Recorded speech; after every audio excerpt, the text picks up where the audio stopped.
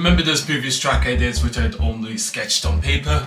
Here's the fruition of those ideas. Trust me, I know they don't look the best, but remember, I'm a programmer at heart, not a blended designer. Whatever you're seeing over here, this is the product of basically just Blender tutorials and basic content. If you're capable of far much more than that in Blender, do drop a portfolio of whatever you've got down in the comment section below, and be it there's enough of you around, I may even make a Discord server for us to interact on. In the meantime, comment section, please put whatever you've got down in the comment section below. Okay, now that we've got maps, we can finally start working on the Grand Prix. I could either be lazy, which I'm not gonna lie sounds pretty tempting, and just bundle up the tracks into pre-designed cups, such as how Mario Kart does it with the whole Star Cup, Mushroom Cup, Daisy Cup, all these other things. I could do that and skip this extra step, or I could allow you to essentially customize your own cups and Grand Prix by allowing you to pick, well, one of 8 tracks, because I've currently only got 8 tracks. 6 of them completed enough at the time of recording for you to choose and race on, and give you the freedom to choose. Now that I've got some maps to work with, I could now take the time to work at this horrendous UI, or I could polish the driving mechanics to add that extra oomph to player movement. So what else could I add to this sweet drift? Manual drifting. I mean, I want to add things which people who can be bothered to master my game, which they can use to pour as much time into this as I have. I could also deal with that bug which at random times fires players into unseeable distances, but honestly, I don't know how that's happening or what's causing it. So there's that, but also slipstreaming. Not to be confused with that basic game that I made in the COVID area. We can talk about the music, but we don't talk about those images. You're not that guy, pal, trust me. You're not that guy. The other type of slipstreaming is a trick as old as time, where players can essentially tailgate other players to avoid air resistance for a while and get a temporary speed boost. And finally, coins. I mean, who doesn't love money? You can now collect coins on the track to spice up the optimal racing lines and gain a permanent speed boost if you collect a certain number of them. Shh. I don't want to hear it. Cool, now that I've got this sorted, what's now? Ramps, jumps and shortcuts? Sure, why not? Speedrunning? I'm down for that. Controller support? Done. Finally. That totally didn't take me ages and lots of searching through outdated documentation or anything. Nah. Surely I'm missing something. Oh yeah, music. That's another thing which helps to sediment a track in your head. The music track associated with it.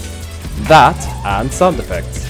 That's why I'm gonna delve back into this minefield, which I haven't set foot in years. Even back then, the best that I'd ever created from scratch was this.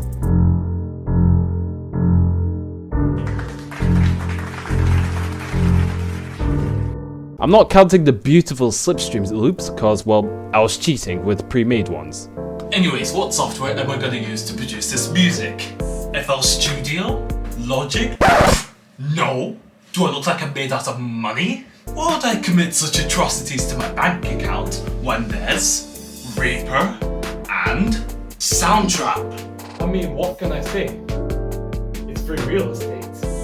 Obviously, seeing the height of my originality in the aTechnic field, you can tell that I've obviously got a lot to learn about music. Apparently, if you want to make a good song, especially one which fits in with a particular theme, you've got to do something known as a music brief. Basically, it's when you write down the ideal genre, tempo, instrument, and feel of a song before you actually get to work on it. You can also add an ideal sound which you could use to get to work.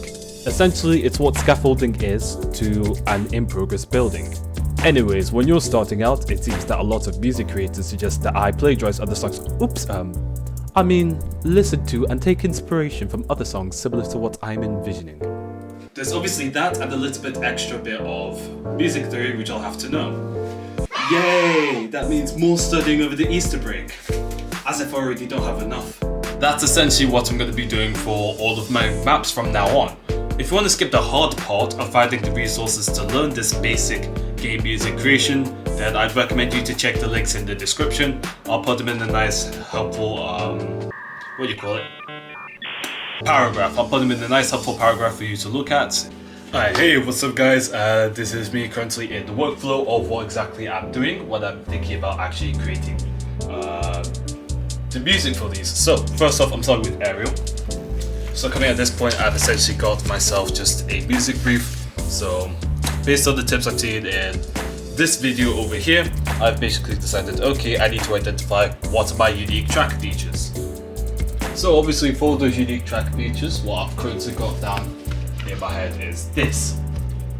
It's obviously going to be an Aerial thing. I've been talking about the, thundercloud of Zeus.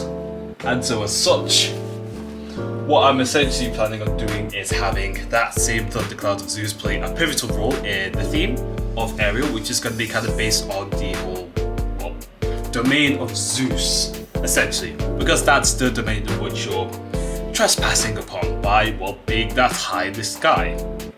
And so as such, in the music brief, I want to do a bunch of stuff which is just like high in terms of like frequency of notes and those sort of things. I don't want to make it just long and airy. Totally not because I can't be bothered to do all the fancy melodical stuff, but obviously I also want to keep it in theme with this, which is essentially just a nice chill, sort of chill, a nice airy feel to actually get this whole air theme across to you guys. And so essentially, I've got that, and I've got instruments I kind of want to work with. But for Soundtrap essentially is pretty basic. It's got a very, very low entry level. So I've just decided to pick something which I thought worked to start off with. And so that is this Flutter Wave, which is my kind of substitute for the harp instrument, seeing that, oh yeah, I need to start a free premium trial. Nah, I'm not doing that. What I might do instead is, once I've got the basic MIDI sorted out in Soundtrap, I might just export that to Reaper and start trying to see what other cool stuff I can do with that there. But obviously, this is where I want to start doing the most of the music production, because essentially, Soundtrap is a lot easier to get into than Reaper, which, like most digital audio workstations or DAWs, kind of look like a mess when you're starting to get into it. So obviously, like I said before, I'm gonna have songs of inspiration. I definitely recommend you to check all of these songs out here. They are so good. Especially these first three are so good. I am telling you. So yeah, obviously you want to take like inspiration from songs you like, songs which are good, to obviously get you started in the right mindset of where you want this song to go. Because, well, as in programming and I guess music production as well, plagiarism is legal, as long as you do something a little to change it. Don't quote me on that though. Okay, so let me go through a beat breakdown of what I've essentially got up here on Soundtrap so far. So obviously I've got some bit which is the bass chords, and these are kind of just like, let's say the sub-melody. Forgive me for my lack of musical terms, seeing that I really don't know any, if I'm just going to be frank with you. So, what I've got bass chords, these are basically what I'm working with. I could tell you the key, which I'll probably do in post, because I'm not gonna lie, I don't remember it, and I just watched one video on it like an hour or two ago. Obviously I'm not gonna be an expert on music theory after watching 2 videos whilst I was trying to eat. But anyway, I've got bass chord, so let's go on my piano roll. That is E. So let's just pretend it's an E major, because all I remember getting from the music brief is, if you want a major chord for something happy, I want it to be happy, airy, or high up in the sky, cool mood. Obviously I'm gonna add some later stuff on. This is just the beginning. But I've got these bass chords.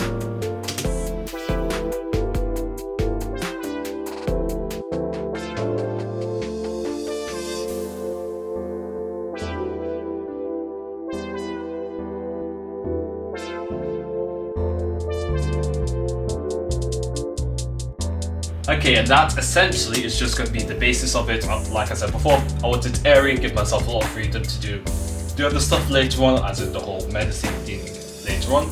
But this is just groundwork of where I'm starting, because in music. Also, another good video saw down in the comment section below. Apparently, it's a lot easier for you to do cooler stuff and more creative and epic stuff if you set ground rules. And so my ground rules are going to be these bass chords. So that's where I've got the sub melody, which I guess happens to complement it as well. Easiest way to make stuff complement, just keep stuff simple at the beginning. So, I'm not trying to overcomplicate anything. Let's go into the sub-melody, which I've got to complement the bass chords.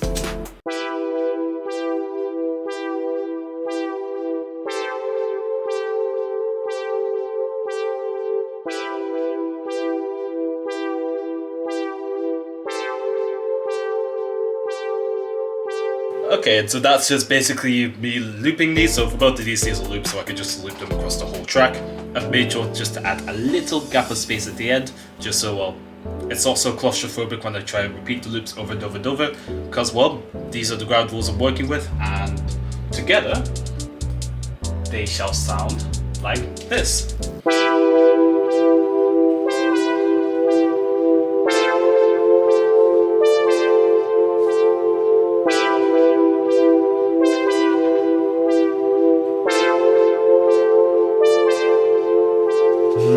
Bellissimo.